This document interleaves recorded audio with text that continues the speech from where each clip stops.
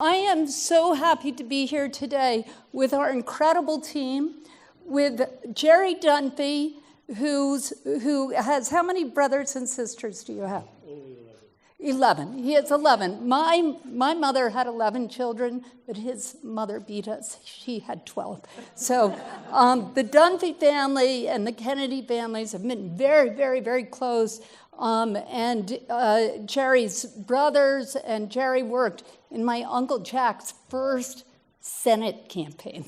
So this is first congressional campaign. I mean, right out of the PT 109 in World War II, right back to Massachusetts running for Congress, and the Dunphys were there. And Nadine Hack Dunphy produced Speak Truth to Power the very, very first time we did it 20 years ago with President Clinton at the Kennedy Center in Washington, D.C. So I'm so happy to have this.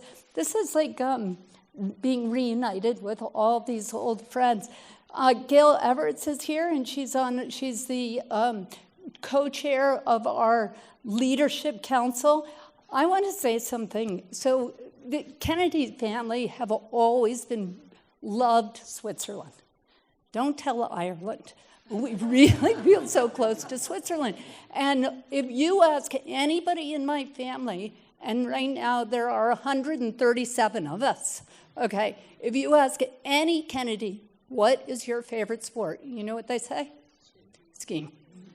And if you say, where do you like to ski? They say, we love the United States, but we'd rather be in Switzerland. Now, there's only one Kennedy. That's where my grandparents, Joe Kennedy and Rose Kennedy, lived in Europe, and they always took their kids here to ski. And that's where my parents and my aunts and uncles, Jack and Eunice and Daddy and everybody learned to ski right here in Switzerland. And in Zermatt and Gstaad, and especially St. Moritz. And, but there's only been one Kennedy who actually moved to Switzerland. And she is the smartest of all of us.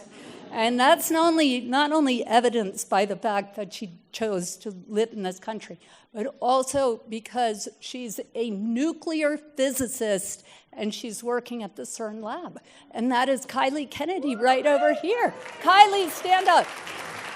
Okay? Can you believe that? I mean, she's really, all the rest of us could put all of our brains together and then she'd beat us still. Anyway, and then I also want to say really thank you to somebody who I met skiing in Switzerland, your president, Adolf Hoge. Thank you so much for joining us and for being on our board. We're so honored to be with you, so thank you. You know, today we took the train up from Florence to, from Milan to Zurich, and then we drove here. And I was thinking that has to be one of the most beautiful train rides, really, anywhere in the world. And you're driving up and you're looking, you go into Switzerland and you go into the Alps, and like every single time the train turns a corner, you're looking at a beautiful lake. And then behind the lake are these green pastures with cows and goats. And then behind them is a very, very severe, steep mountain. And then on the top of that mountain are farmers in this beautiful pastoral setting. And you think, oh my God, this is the most beautiful country I've ever been to in my life. But then you're also thinking about what would it be like really to be a farmer out there. You know, beautiful scenery, but a tough life. Really, really tough life. On the edge of that mountain and climbing up and down every day and making it through the winter, and how did they do that growing season? And that's really what Switzerland to me in some ways is about. It's about this extraordinary beauty, but also this willingness to work hard, this toughness, and this appreciation for the outdoors and for the mountains of this country. I think Switzerland's very, very important in our world today, right at this moment, because this is a moment where all of these powers are colliding, and they're disrupting the world order, and they're threatening everything that we value most: freedom, justice, human rights, basic human dignity, and even our planet. And those, that is a combination of the economic displacement, which politicians are exploiting to grow fear of the other. We've seen that, God knows, with my own country, with Brexit, in Italy, in Hungary, and so many other places around the world. So that's part of it. And then the Russian meddling in countries' democracies. And then we've seen this, the growth of China, and China's ambitions to be not only a world power politically, but also economically and militarily. And their willingness to go to countries that are desperate for development dollars and say, you can take it from us, and you don't have to pay attention to all those nasty European Western values. So we don't care about transparency. We don't care about where the money is traced to and what the outcome is. And I mean, that is a development model which works for a few years, maybe for a generation. But long term, it just sows disability and disgust. And then we have, of course, terrorism and global warming and the new technologies that sometimes can be very good, but also can be very threatening to those values. So all of those, I depressed you thoroughly? Yeah, okay. So all of these things are colliding right now in our world, and they're threatening the world order, which was put together by the world after World War, by the leading countries of the world after World War II, to assure that we would never have another world war. And it's been successful. It's, for the last 70 years, the first time in the history of Europe, since at least the Romans were here, when Europe didn't have a war. And when the poverty rate went from 85% worldwide to about 22% today. I mean, pretty really amazing. And when there's been no war between China, Russia, the United States, and Europe. How about that? Those are values to hold on to. That's a structure to hold on to. And it's all being undermined right now. So what do we do? What do we do in the midst of this? In the midst of this threat, we look to people who in their own countries, in their own lives, have faced imprisonment and torture and death for basic values that all of us take for granted. And they've harnessed the dream of freedom and made it come true. And who are those people? Those are the human rights defenders. That is Kailash Satyarthi, who, because of his work, this man right here, I want you to know, has freed more people from slavery than any human being in history, including Abraham Lincoln. More people. And he's freed a lot of them through loss by changing laws.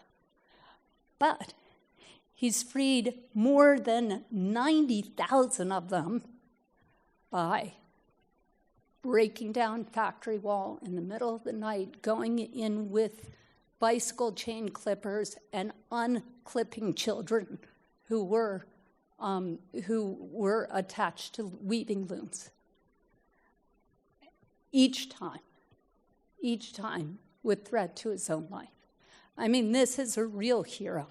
And because of him, the number of children in child labor and slavery has gone from 250 million people worldwide 20 years ago to 100 million today. 150 million children. How about that? I mean, this is a great hero. We're so lucky to be with you. And he does it, you can't do these things alone. He does it in partnership, full partnership with his wife, Sumeda, who joins us as well. Thank you so much.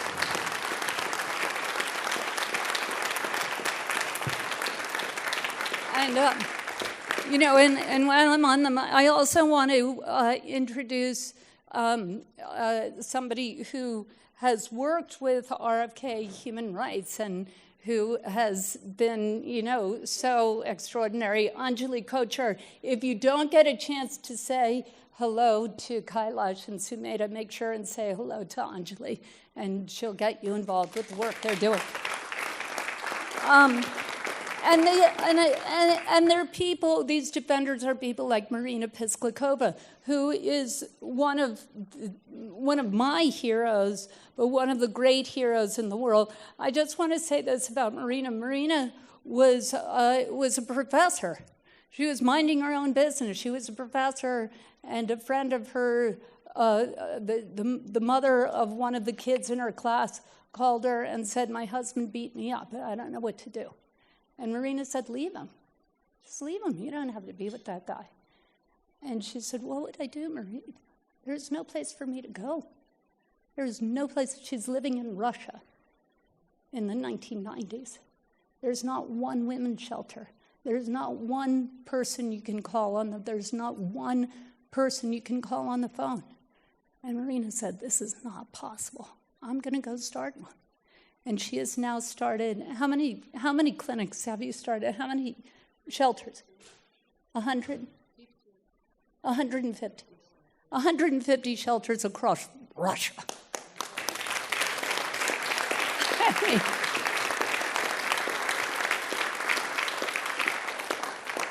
She, and every day, at risk to her own life. So I think this is a time when we need to look at those examples of those human rights defenders. We need to do that. And we also need to look to the next generation. And that is what Chris Carlo's vision is for Human Rights Switzerland, for RFK Human Rights Switzerland. It's to take those lessons from people like Marina and people like Kailash and people like Malala and people like Greta Thunberg and bring those lessons to students across this country and say, these are the people who, like you, felt overwhelmed, like you, felt, what can one person can do? And they did it.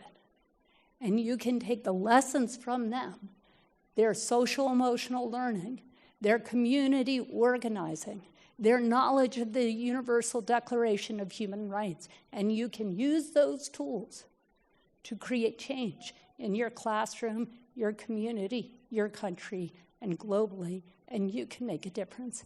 And if you'll indulge me for one more moment, I have to tell you something. I grew up in a political family, and the one rule of politics is never get between your audience and their food. So I know that I'm on borrowed time here. But I just want to give you one example of our lesson plans because I think that makes it real for you. Is that okay? Okay, so excuse me because I should have one from Switzerland and this one from the United States, but you'll get the idea because this can be anywhere. We say to kids who are in like 5th grade, maybe 10, 11 years old, they have to learn addition, subtraction, multiplication, percentages. And we say to them, okay, there are 10,000 people picking tomatoes in South Florida. They each pick 1 ton of tomatoes a day, and they do that for 180 days a year.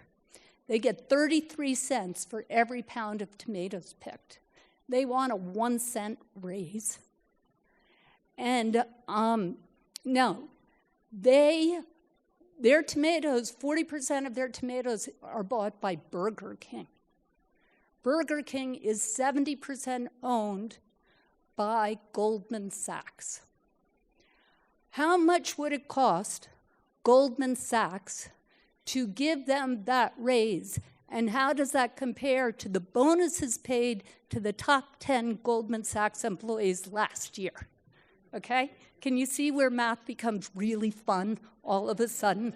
And that's what we're doing. We're teaching kids to think about emotions. What would it be like to be a tomato picker? To learn the skill sets that they need to learn about human rights, and to do it all. We're not asking teachers to teach a whole course on human rights. We do it through the courses that they already have to teach.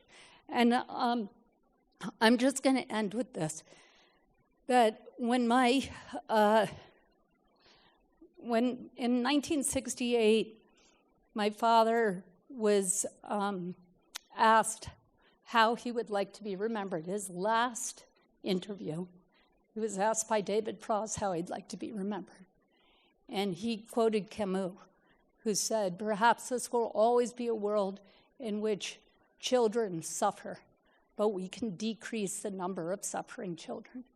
And my dad said, "I'd like to be thought of as somebody who helped decrease the suffering of children."